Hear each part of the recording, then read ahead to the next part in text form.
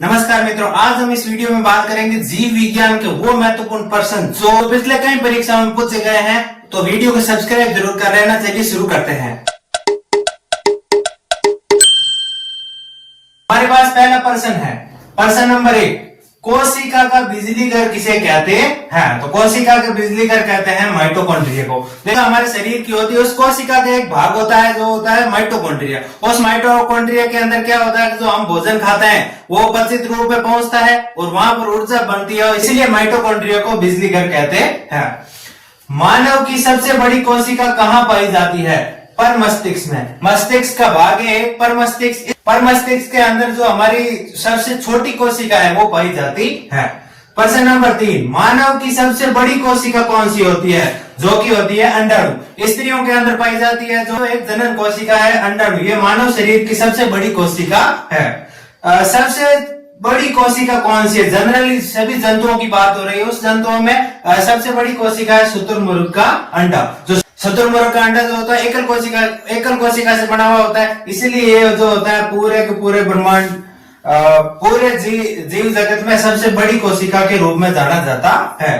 मानव की सबसे बड़ी ग्रंथि का क्या नाम है? मानव की सबसे बड़ी ग्रंथि होती है यकृत, जिसे हम लिवर भी कहते हैं, और ये जो अपना एक रस स्रावित करती है जिसके द्वारा आमाशय में पाचन में सहायता मिलती है। तो यकृत है मानव की सबसे बड़ी ग्रंथि। बांझपन किस विटामिन की कमी से होता है? जो हमारे महिलाओं में जो बांझपन की समस्या आती है वो होती है विटामिन ई की कमी से। यदि किसी महिला में विटामिन ई की कमी हो रही है तो उसको बांझपन होने की संभावना है। रक्त में किसकी मात्रा बढ़ने से पीलिया होता है? कई बार सुना होगा कि पीलिया रोग हो गया, तो वो पीलिया रोग होता है बिलीरुबिन, जो कि रक्त में एक प्रकार का रसायन है जो रक्त में बढ़ जाता है, इसके कारण पीलिया होता है। अगला प्रश्न है, शिशु लिंग का पता लगाने में प्रयुक्त की जाने वाली तकनीक को क्या कहते हैं? या फिर उसे कहते हैं अल्ट्रासोनोग्राफी।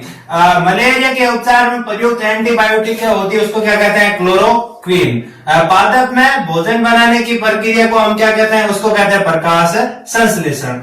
पादप में फ्लोएम का क्या कार्य? देखिए, पादप में एक फ्लोएम नामक ऊतक होता है जो भोजन का वहन करता है, यानी कि पादप यानी पेड़ पौधों में भोजन को एक जगह से दूसरी जगह ले जाने वाले ऊतक कौन सा है? फ्लोएम है। ये उल्टा भी पूछा जा सकता है कि भोजन का वहन करने वाला ऊतक कौन है? फ्लोएम। या फिर फ्लोएम का क्या कार्य है? भोजन का वहन। ये दोनों तरफ से वर्षण बनता है। पादप में जाइलम ऊतक का क्या कार्य है? जाइलम जल का वहन करता है, खनिज पदार्थों का वहन करता है जो कि जड़ों द्वारा खींचा जाता है। तो यानी कि जाइलम ऊतक का कार्य है जल का वहन, पादप यानी कि पेड़ पौधों में। 3 कोष्ठीय हृदय वाला जंतु कौन है? यानी कि वह जंतु जिसके अंदर हृदय के 3 कोष्ठ होते हैं वो होता है मेंढक।